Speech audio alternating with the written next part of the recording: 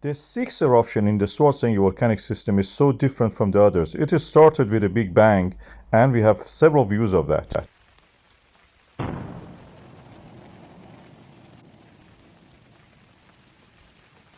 We could see when it is coming through the tremors charts and the earthquakes models that we have, showing the depth and the location. It was very northerly, unlike the previous eruption, which was between Blue Lagoon and Green Lagoon. This one was the north of the Blue Lagoon.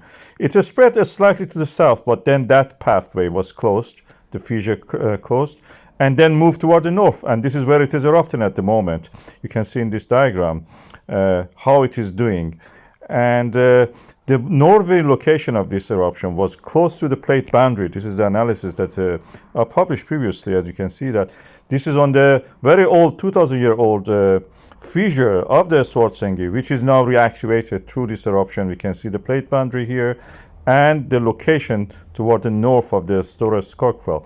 And the eruption can vary. We have very tall fountains and jets of lava, almost a Strombolian, or you can say Hawaiian style in that sense. The height of this we can calculate by measuring the free fall time. 6 seconds is the highest I've measured, 176 meters.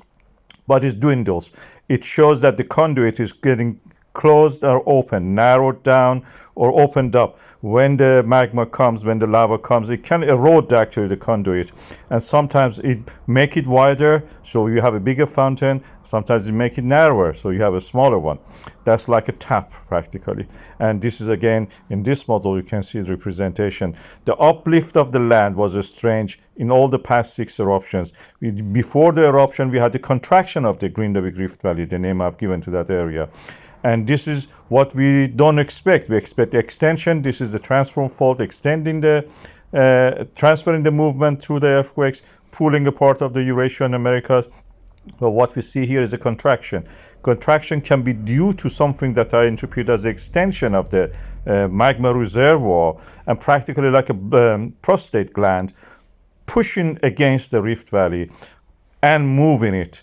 Prostate gland, you know that it can actually block the urinary tract, and this bladder-like magma reservoir acts in a similar way. This is my interpretation of this, and it seems that contraction that we are seeing and is getting narrow, the narrowing down of the Rift Valley is due to this effect.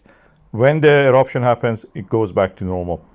And this is the model that the University of Iceland, including Professor Thorvaldsson, have released. You can see that I will put the the wording of what they have said at the end of this video. Also the diagram, I've animated it for you. You can see that. I've also corrected the E1 is written against C on that one. I corrected it for you. And anyway, the date was also wrong, 7th of August. This is 27th of August. I didn't put that 7th one. That was the wrong one. The 27th one at the end of that message and the writing is correct one. Watch that.